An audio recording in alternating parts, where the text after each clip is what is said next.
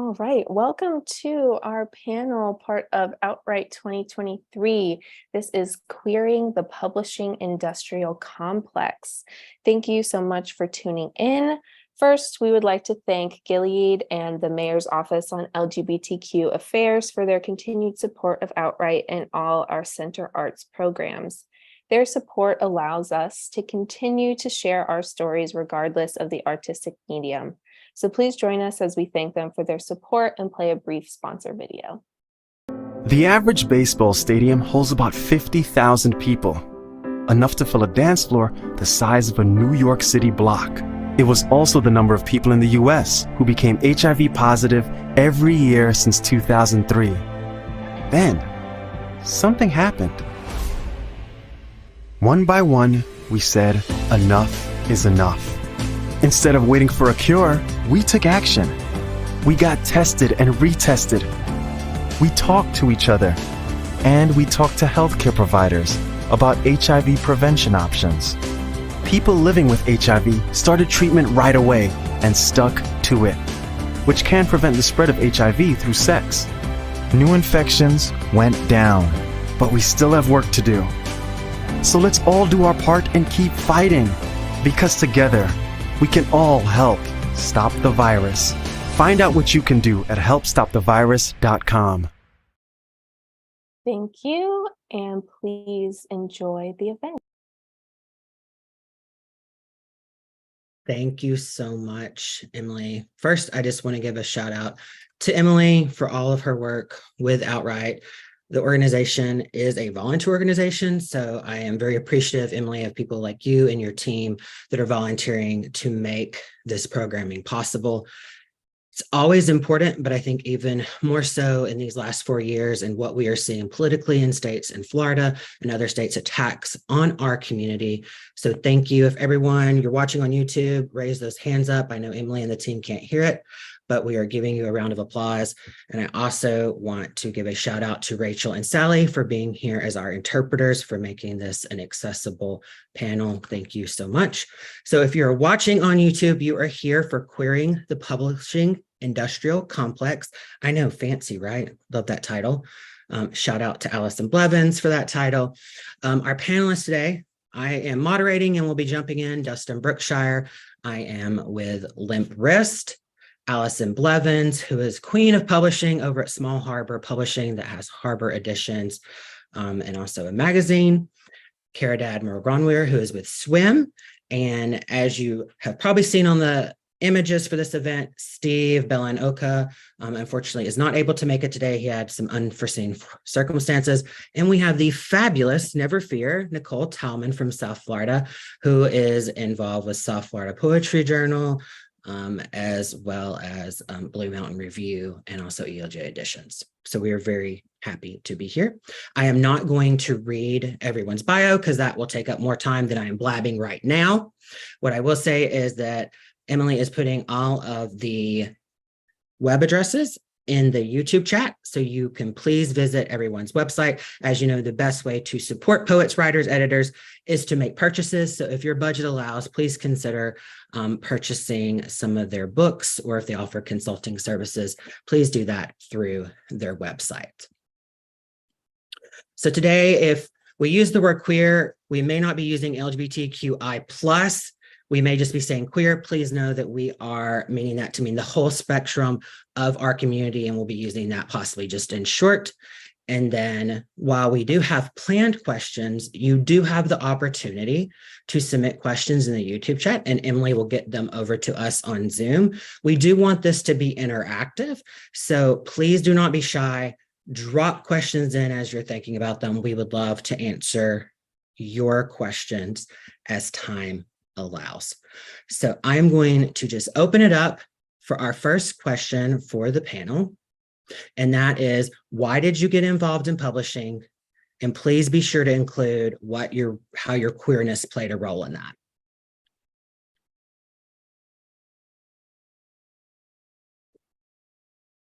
I unmuted first. I guess I'll go first. I got involved in publishing because I felt like I needed something to do, which sounds like a ridiculous thing to say, but I'd had a baby and was dealing with some postpartum depression and needed to be not just a mom. And I was really interested in how art and poetry interacted, and that's how the magazine started. And after that, we were publishing micro chapbooks, and that meant that we were rejecting so much good work, piles and piles of it, and it killed me to do it. So our first two books on the press side were folks who'd, gotten a rejection for a micro chapbook competition, but their work was just incredible. So that's how it sort of started. How queerness plays into it, I think, is a harder question. We are very much interested in lifting up marginalized voices, and I assume that mission came from, being queer, being disabled, and really caring about whose voices we were promoting and whose stories we were telling. Thanks, Allison. I want to, because you said something that relates to my story, so I'm going to jump in really quickly. Is I relaunched Limp Wrist during the pandemic because I needed to fill some time, but also I had launched Limp Wrist back in 2008, and I really had no business. I was way too young to be trying to do that then, and relied on volunteer resources. Barely could pay for website hosting, all those things that people often don't think about come with running. And it was the pandemic. And I was like, man, I think I want to do something, get back into publishing. Website design is easy now, thanks to Wix and WordPress, compared to back in that day, I needed somebody to do website design. And for the queerness aspect, it was important for me that I wanted to publish people that identified as part of our community or allies. So if you're not part of the community, you have to put in your submission that you're part of the community, or you have to type the words, I'm an ally. Because I figure, well, one, people are going to be turned off by my magazine if they're not LGBT friendly. It's Limp Wrist. How much queer can you get? I mean, my logo is a limp arm.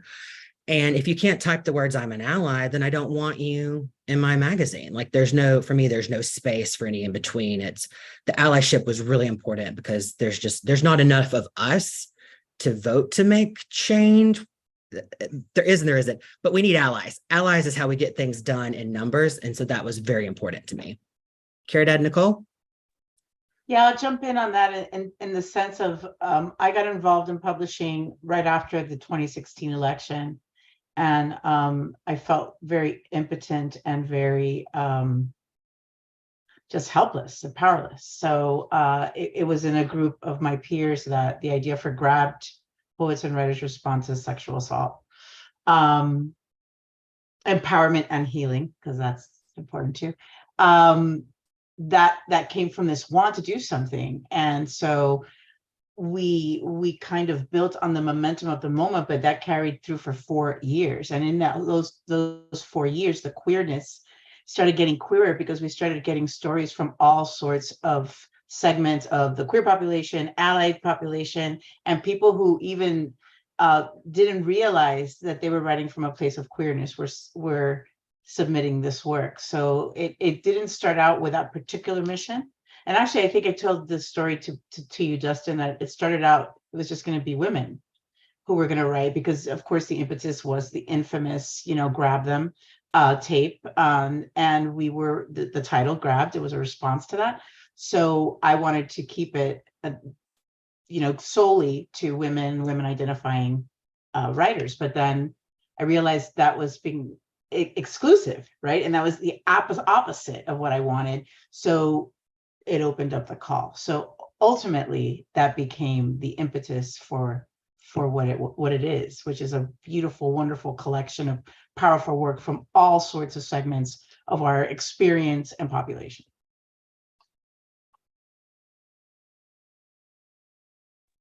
I just want to say quickly, thanks Dustin and Emily and Rachel and Sally for having us, and Caridad and Allison for sharing the space with me as well.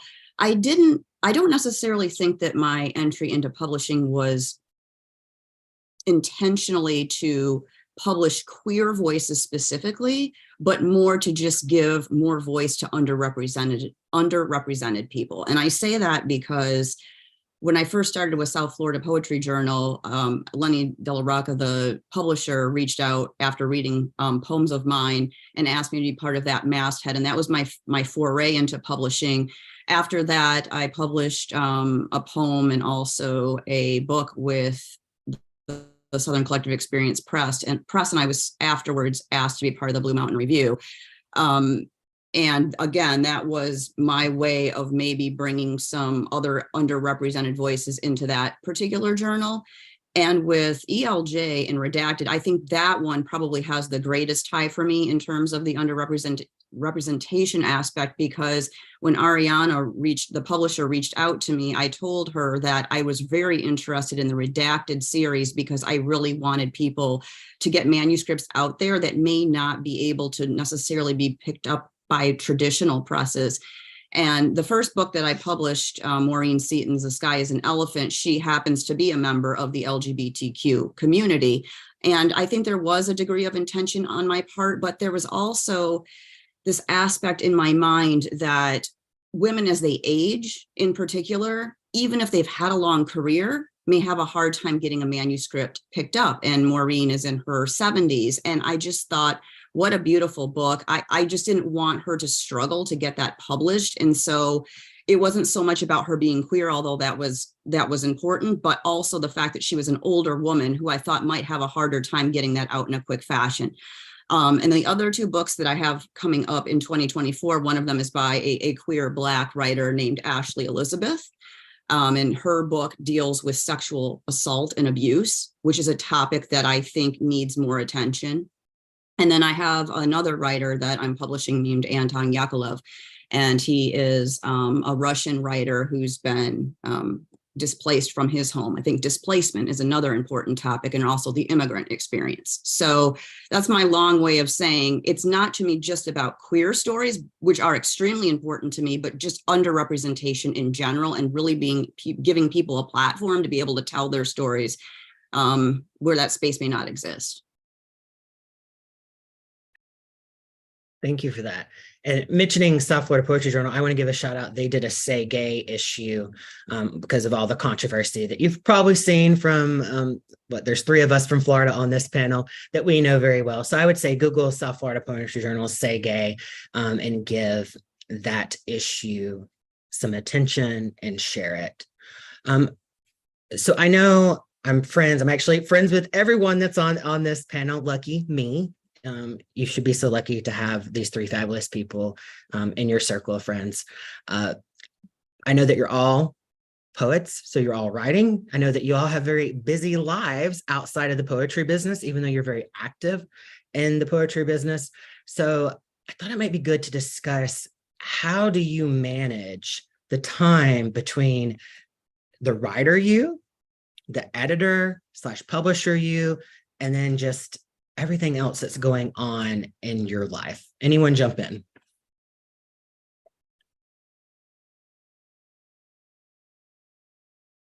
I think I'm compelled to write. So sometimes I don't know how I do it. I just carve out the time. As I am a teacher, so I am constantly in the editing process and in that sort of mindset. So very often I work at lunch. And giving a nod to Allison, who has younger children, it was much more difficult when my son was younger, but now he's going to be 21 and he ignores me on the regular. So I have a lot more time in that sense, right? So you just grab it where you can. I take a lot of phone memos. I take a lot of time to write things down, because now I've gotten to the age where I realize you think you'll remember it, but you're not going to. So I just kind of snatch the time whenever I can, but it is an imperative for me. It is not something that I have a choice in. So that kind of helps, because the compulsion leads to the finding the time.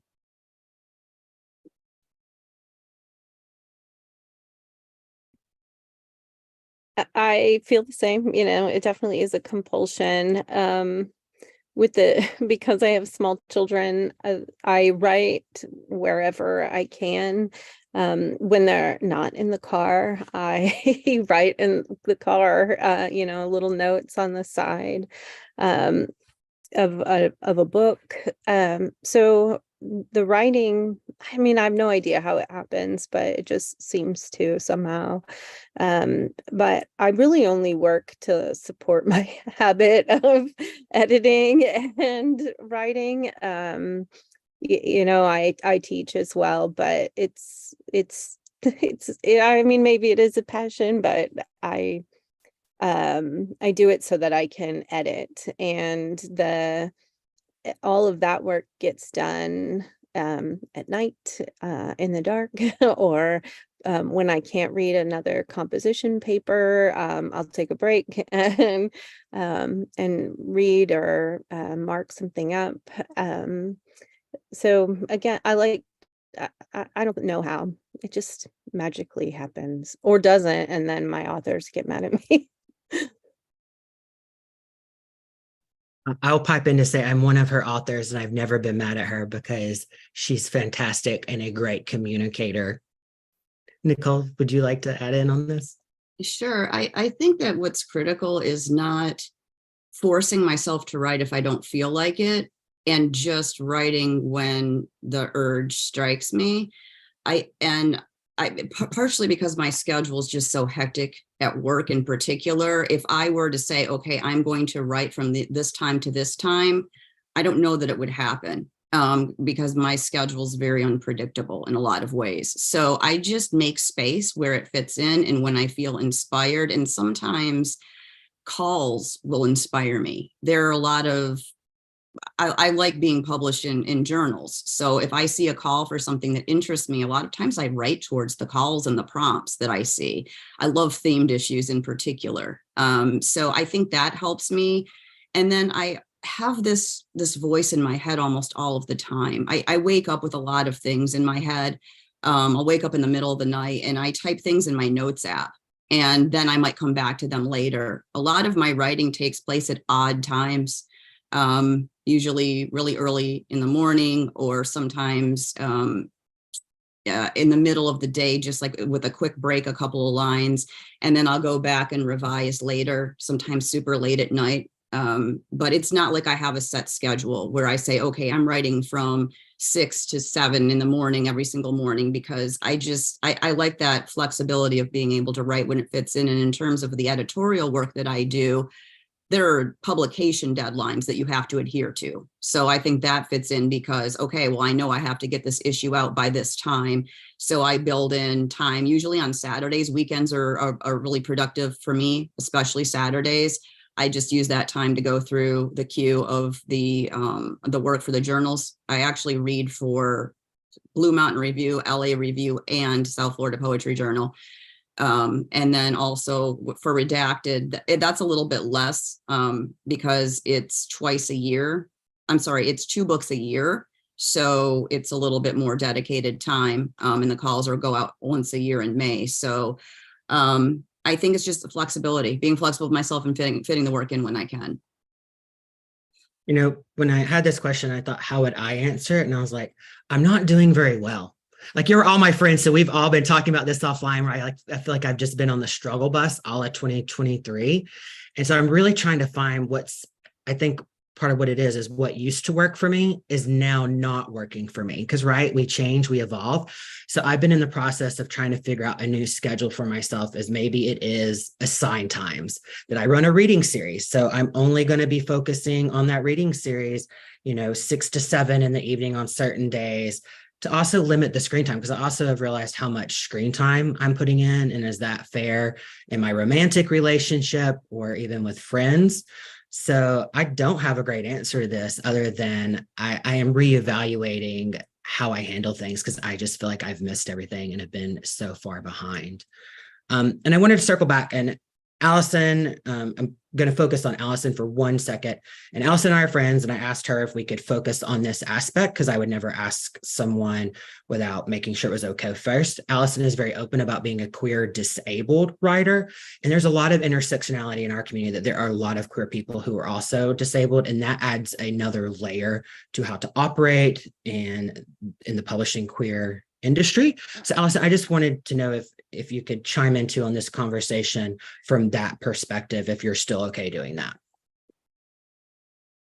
Yeah, I don't know that it makes a ton of difference, except when you said a second ago that what you used to do isn't working for you. And so when I got sick, I realized that what I had been doing, which was just, nonstop working and just powering through, wasn't working anymore. I used to have, 0 emails in all of my email inboxes. And then suddenly that just wasn't possible. And so I try to just tell folks, I'm going to be slow. It's going to be on a different timeline. And so far, my authors seem to be very nice and kind with that.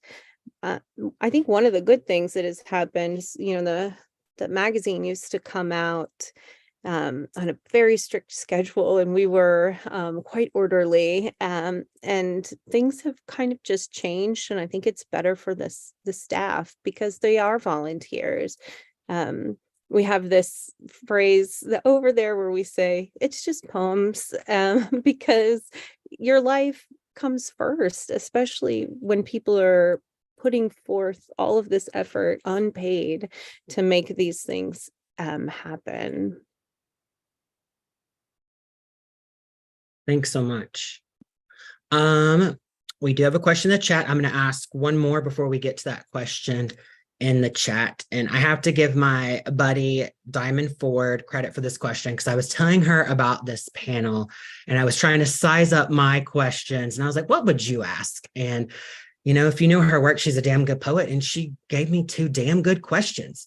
So this one I can't take credit for. Aside from reading and sharing queer work, how do editors feel that non-editors can support queer lit? Whoever wants to jump in there.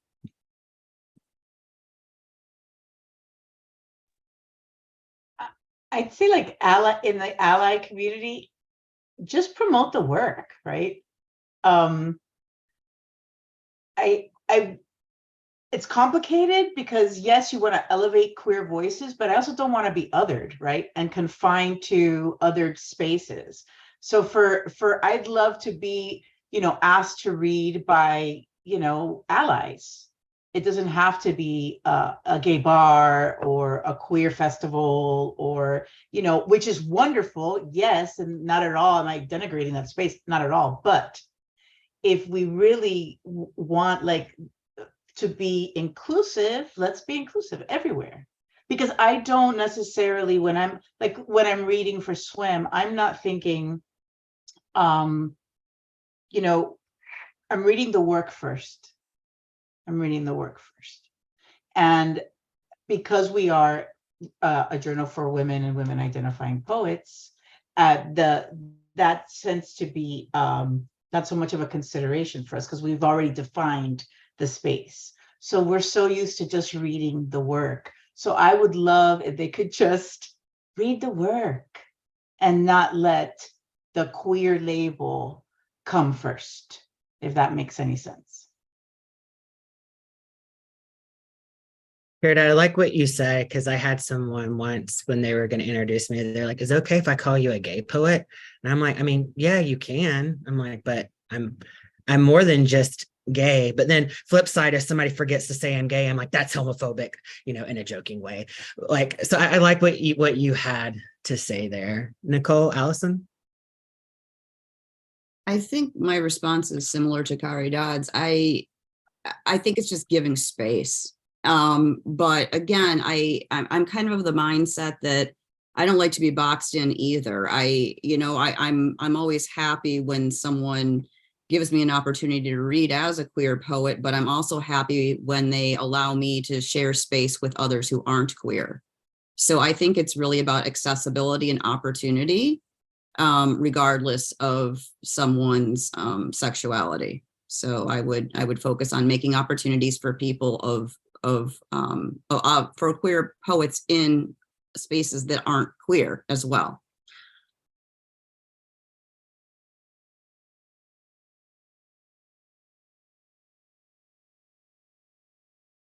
Allison, did you want to? They said everything I would say. It's funny, that conversation had me thinking a little bit, I feel like sometimes I see people, and this is on social media, so not the in real life interaction, where someone might be like, oh, that's a really beautiful gay love poem. And it's like, why can't it just be a beautiful love poem? Like, why are we in this, there is a space at times to have that recognition, but it's like, why can't my poem compete with, why does it have to just be in the gay bucket? Why is it just not a love poem or a nature poem? It's like gay marriage. It's not gay marriage, it's marriage. But by saying it's gay marriage, it kind of diminishes it and it others it, and then it makes it vulnerable. Because people would never, ever, ever, like before we got the right to marry, used to say, okay, then how about you can't divorce? If it's about the sanctity of marriage, well, then we're going to take that off the table. And then all of a sudden people are backing all the way up because it affected their experience, right? So that, while it seems to be inclusive, it's not. It's exclusionary by labeling it. So I'm with what you're saying, Dustin. So I'm going to switch, and we're going to do a couple of questions for the audience. So thank you, everyone that is putting questions in the YouTube chat. Feel free to continue to do so. And this question, and please forgive me if I am mispronouncing, is from Osmani, and apologies if I have mispronounced your name. How do you do marketing for self-publishing? Perhaps as a rephrase for this conversation, the question can be, how do you each approach marketing for your authors or books? I will jump in first because I really do love the promotional aspects of it, because it brings me great joy to promote other people. And I also have fun doing it for myself. It's hard work though. It gets very tiring, like the promotion game. And I used to think, back in the day before I was ever publishing things, and you see people all the time promoting themselves, and I'd be like, oh my God, when did they stop? And then you get in it and you're like, oh, you can't stop, because you have to keep on to get the recognition, to get people purchasing. And it's not just for you. It's, if you have a company, it's promoting that company, it's funding that company. The book sales are keeping the industry going. I would say some very technical things is like, if you're doing your own design, I love Canva. I pay for a subscription. It is the best $12.99 that I spend. People compliment me on my designs. I'm always like, don't compliment me, compliment Canva, because I have no design talent whatsoever. Everything I have ever done is based off a template for Canva that I either thought something didn't work for me and changed it. And just also, there are times when I just straight out, I have a network of friends that I'm like, hey, can you help me amplify this post, this tweet? And I'm not ashamed to ask. It's not like I'm asking them every day. And also just finding a network, which this part is hard, who will generally support each other and just organically keep promoting each other because you're friends or because they like each other's work. And that part is a little harder to do because, we're adults. It's hard to make friends and good connections, I think, as an adult. Other people jump in?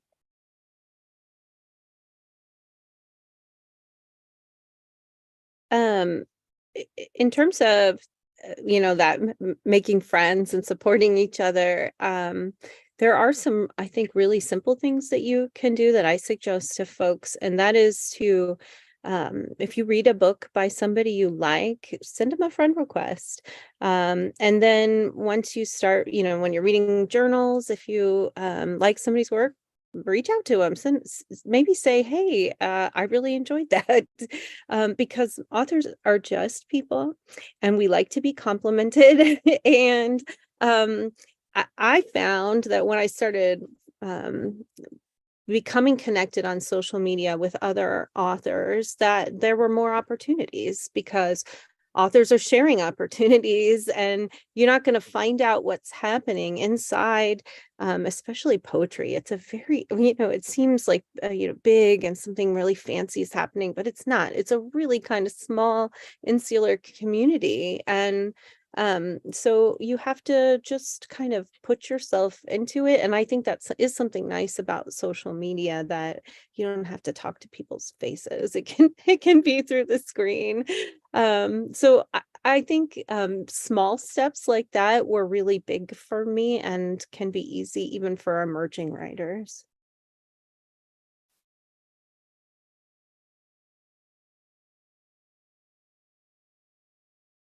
Anyone else want to chime in?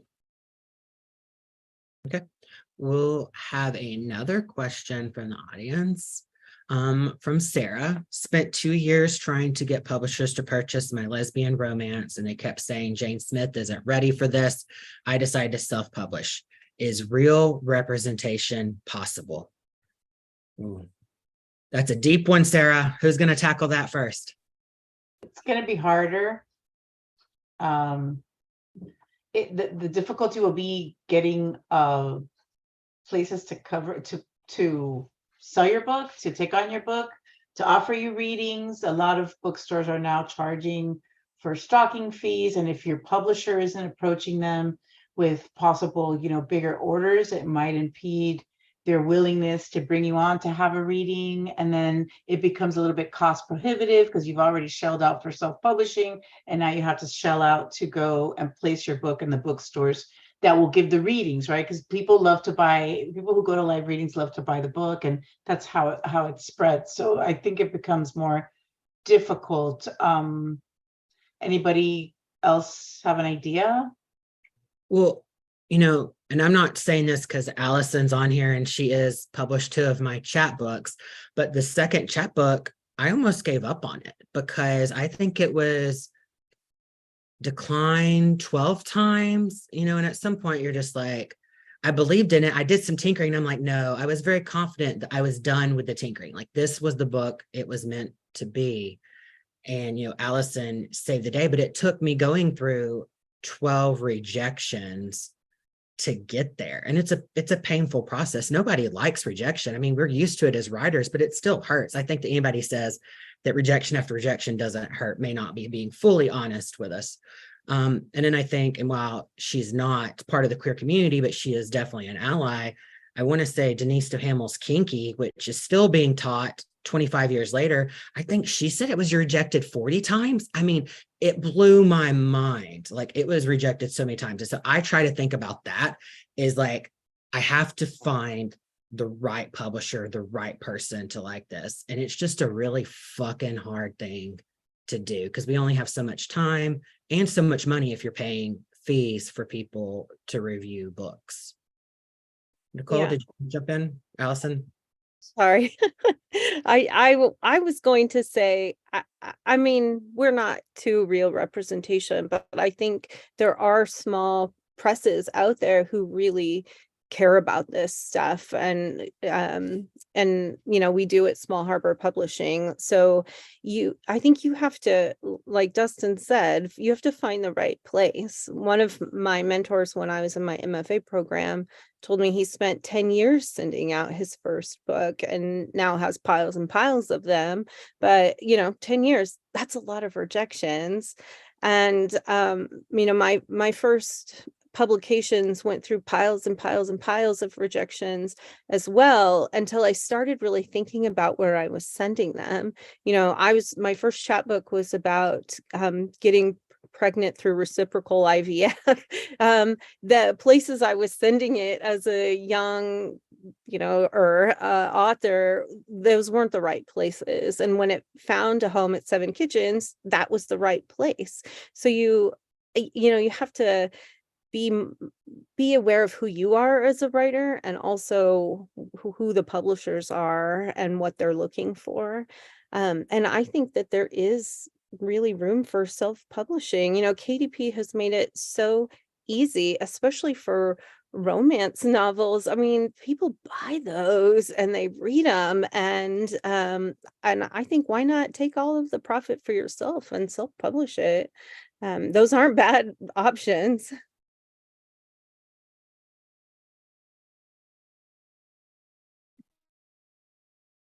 Anybody else want to add before we move on? Okay. We're going to stick because I mean, y'all know me, I'm a sucker for audience participation. Not a teacher, but a teacher at heart. We're going to ask another one from Monica.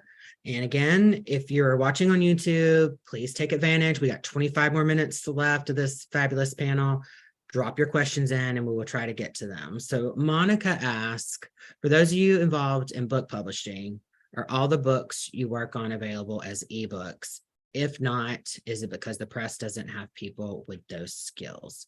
I know this is for ebooks, but as someone who does a magazine, I would like to leverage this question on accessibility of your magazine versus, I'm talking about laptop view versus a mobile phone view, and not the same as ebooks, but I think it's very important to make sure that when you are publishing a magazine that you make sure what you're publishing works on both platforms.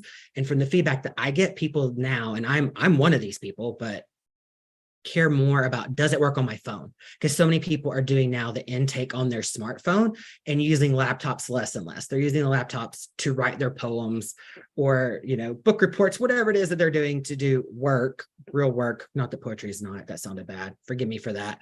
But like the day job work kind of stuff. So I do think there are a lot of ways to look at that, but maybe I know book publishing, Allison and Nicole and Cara, feel free to add in, but I know that Allison, you and Nicole are publishing books. Is there some thoughts you would like to share? And then Cara, jump in as you feel free.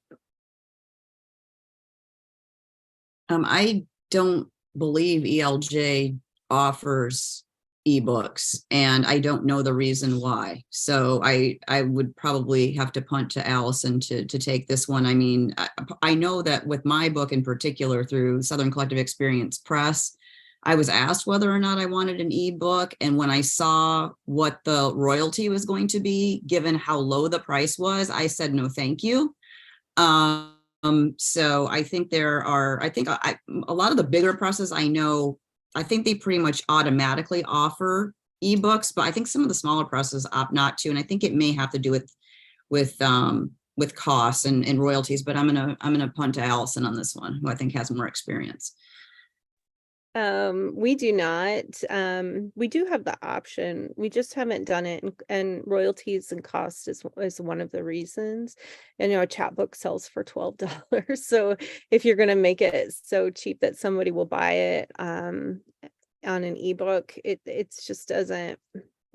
It's not financially responsible for us or for authors who are collecting royalties from those books. However, in terms of accessibility, there are other things that can be done, because I think Dustin sort of, mentioned that, we're providing sound on our magazine, and recently met up with someone who, recommended a company that will make books accessible for people who have visual impairments for free. And so we're going to start working with them. So there are some other options, I think, in terms of accessibility other than ebooks. Thanks. We have a question from Andre. Is there such a thing as too gay? As a publisher, how do you balance queer narratives with making a story attractive to all? I will jump in last on this one. I'm gonna jump in on that one. I don't care if it's too gay or too queer, or if it's an honest expression and written well. Whether it's a poem or a story or a book, that's all I care about. If they happen to be, as you say, too gay, for whom, right? And I think as Dustin alluded to first thing, if you're not willing to write ally, then I don't want you in my magazine. If you're going to judge the story on whether it's too gay, then maybe you shouldn't be reading it, and that's fine. Move on. There will be someone who needs to read it as gay as you wrote it. So that's my vote. I agree. There's nothing too gay, and you can check out Glory Holes by Boston Gordon. And our catalog is one that I suspect he was told that. Maybe Justin's been told he's too gay before. We want them gayer. But because I think, I assume all marginalized folks have been told this. I mean, we've been telling women that forever. Like, those are women's stories. Nobody's going to want to read that or watch that, or, this is too Black, or whatever it might be. And so there's not, I don't want to make it attractive for all. I want to tell the story that needs to be told.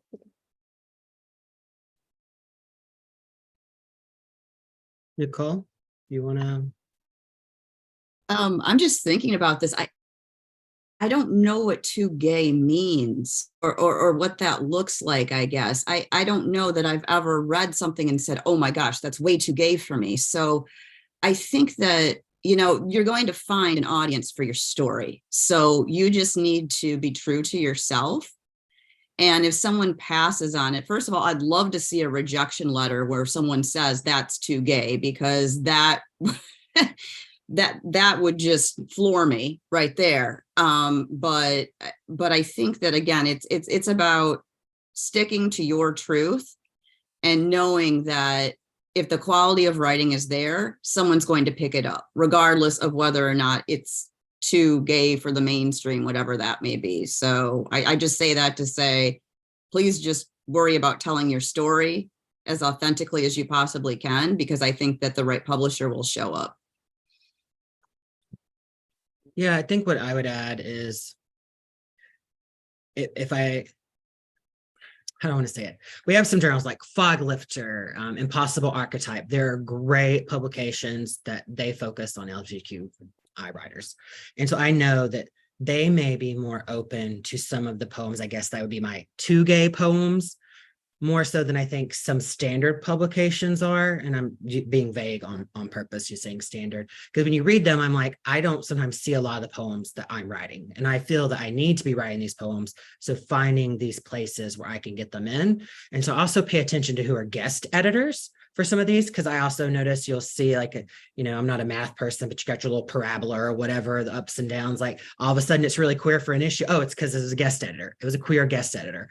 So trying to pay attention to those. But I think there was a recent, and sorry, Nicole Caridad, I think I told y'all this story, you're going to hear it again, as I was in a workshop and someone had a very queer poem. And the heterosexuals, I love my heterosexuals, y'all are fabulous. But we're really missing the point. And it was because they're heterosexual, they're not queer, they don't walk in those shoes, and kept trying to make suggestions that were actually taking away from the queerness. And at one point I was just like, look, y'all, I just have to respectfully say, this poem is not for the fucking heterosexuals. This is for us queer people. Do not change anything. Like, this is what we need. This is what we need to read. And so I think that's also what everybody else is saying, is like, that poem or that story that is too gay is what someone needs to read. If I think of what I would have read when I was 19 or 20 and struggling to come out and had been able to easily find some of these too gay poems, how different my life and my writing life may have been. Things may have been a little sped up for me and what I found and what I loved and how I write. So it, again, it's just finding that right place, and it can be hard, but I say keep being too gay. We are going to have a question from Sarah. So I am published through a small press who just had to move from Texas to Vermont in light of the anti-LGBT laws. I was wondering if you have experience with crowdfunding. What do you find to be effective? I can give a short answer, is that I really don't have an answer. I made the decision to run my magazine solo in a way that I can make decisions to self-fund so that I don't have to do a lot. But what I do is I give an award, and I have some friends that I know will always chip in $25, $50. So I rely, and I try never to ask much. So it's a once a year thing, usually for my birthday, is relying on my friend network and extended for the things. I've never done a GoFundMe or any other fundraising campaign. And I think, Allison, I'm gonna put you on the spot because I think you have an annual campaign, and then anybody else that wants to jump in. Yeah, I mean, like, just on social media, that's all we do. We're real low budget. Someday some people will give us their money. I think it's just because I'm bad at asking for it. I really don't know how to ask for money.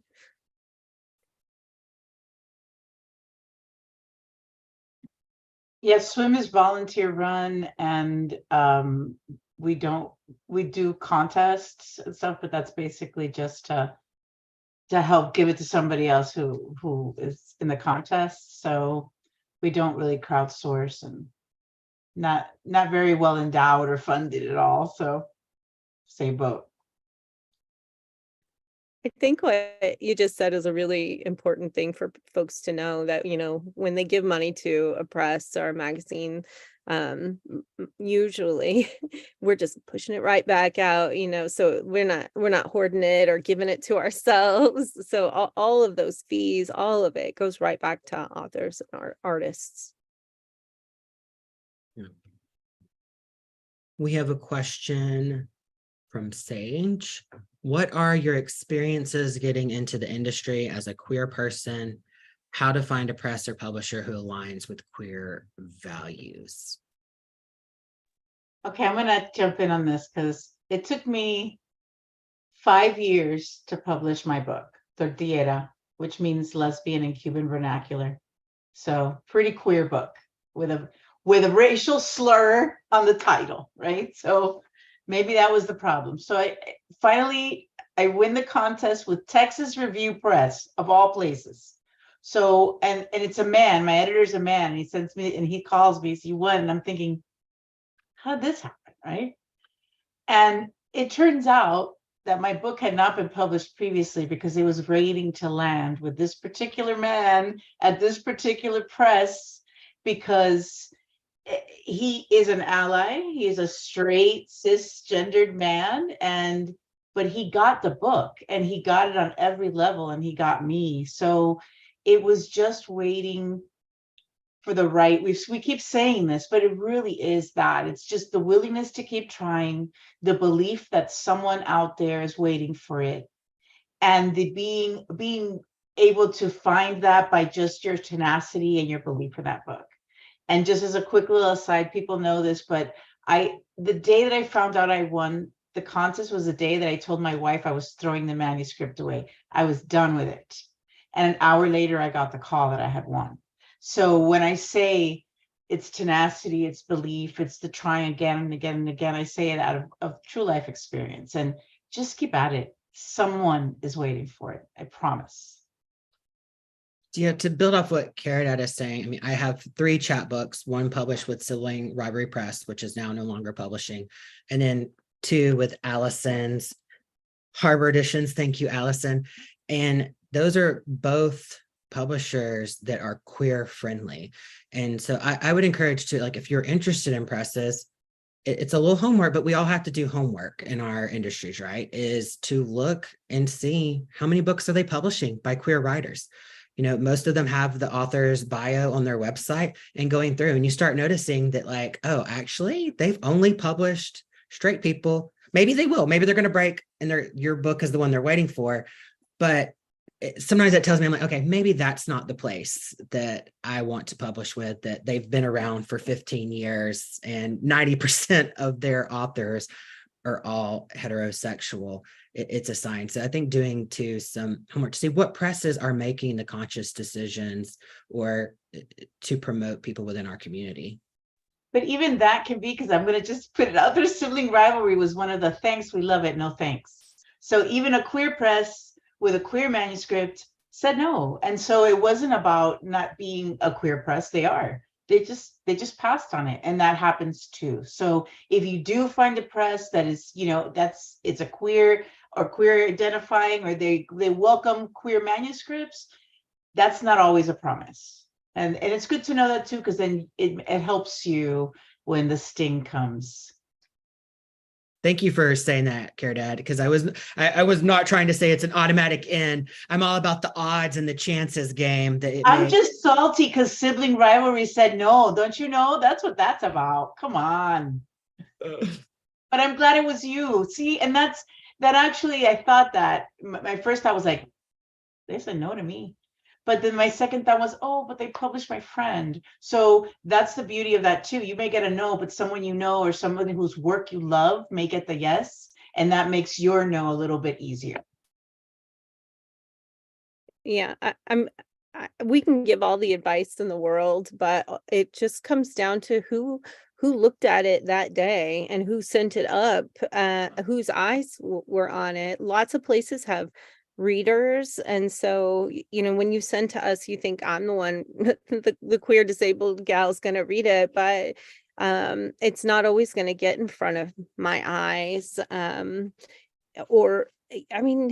So I think that you should be smart and intentional about where you're sending work.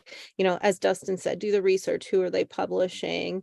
Seven Kitchens has published 2 of my chapbooks, and I think it was a good home for me to find a Ron, who's a queer person who's running it. But then Blaze Fox did my second book, and that's just because I knew a few people that he'd published and I liked them, and I thought, he publishes weird books. It says he likes weird books on the website. My book is weird, and I'm just gonna send him books. And I sent him stuff, and then I would email him and email him and email him, and he didn't take one, so I'm gonna send him another one and email him and email him. And it was about persistence until he finally, I just bugged him enough, I think, till he took handbook. And that was how cataloging pain with Yes Yes worked too. That Catherine had seen tons of my manuscripts. She'd seen some of them in multiple versions. And I think at a certain point too, it becomes about figuring out the system. So if you're a finalist, you just send and send and send to them, because that means they like you. So just keep doing it. And then other times it just, who knows? Nicole, do you want to? I was just going to echo something that Caridad said, because sometimes it isn't always the LGBTQ publishers that are going to be the friendliest to your work. There's a lot of competition for those presses too, right? My books were solicited. And one of the things I was going to say is, I don't know if the person asking the question is a poet or not, but I think it's really important to submit to journals. And if you don't have a website, create one, because people have to be able to find you sometimes too. I've submitted to a lot of places and I've been declined. But then I've had somebody read one of my poems and say, oh, I really like this. Do you have more? And neither one of those publishers are LGBTQ publishers, but they do publish LGBTQ books. In fact, Steve, who unfortunately wasn't able to be with us today, his book is through the Southern Collective Experience Press too. And Nicole Brown and Jessica Jacobs together actually judged the LGBTQ chapbook contest that Steve won. And so when Southern Collective Experience reached out to me to ask if I had a book after reading a few of my poems, I was inclined to go that direction because I had seen that Steve's book had been picked up, and I thought, okay, well, there's an ally right there.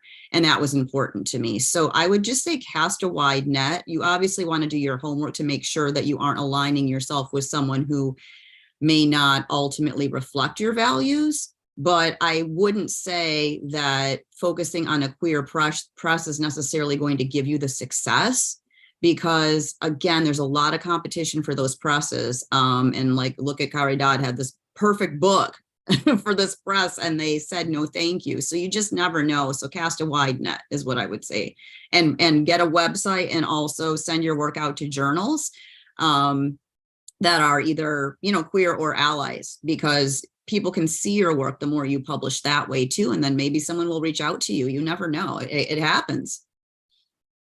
Yeah, I'd like to echo on something that Nicole just said about recommending people have a website. So much has changed these days. I recommend Linktree because I want to recognize that websites are a financial requirement. You have to pay for the hosting, you have to pay for that.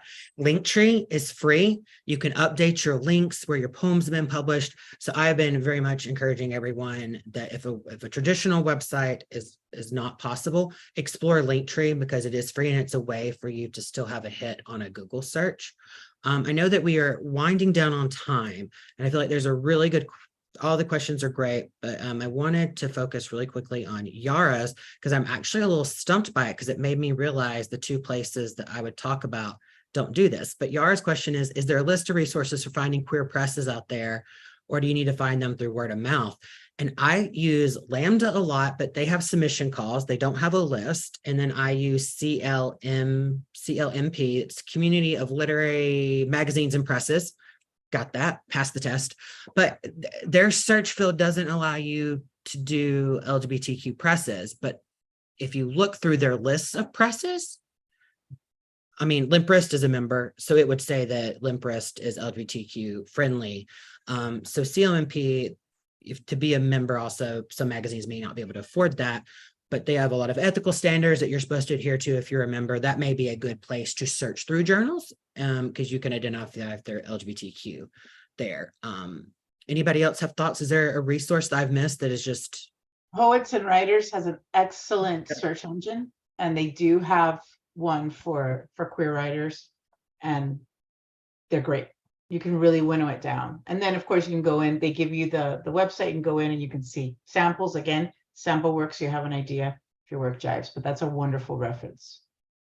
Thank you, Care Dad, as the issue is sitting on my coffee table over there and I wasn't even thinking.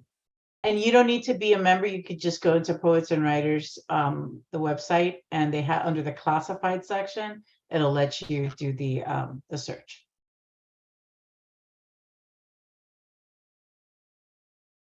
Right.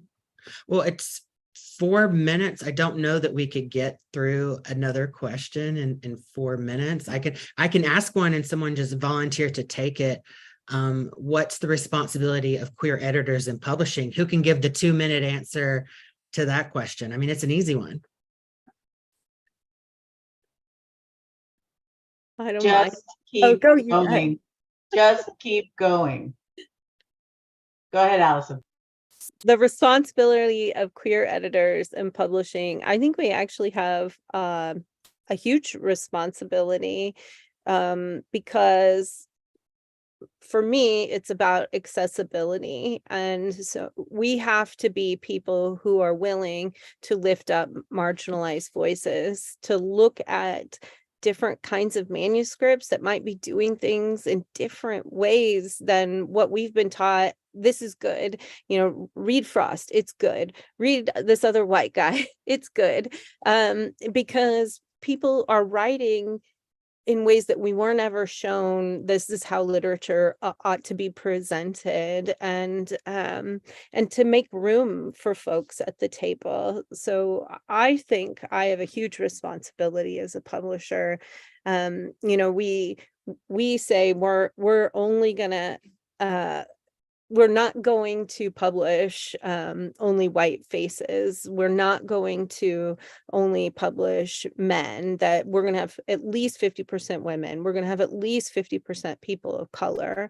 And we make that a commitment. And I think there are a lot of great presses and publishers out there who are making those commitments and who are taking that responsibility seriously.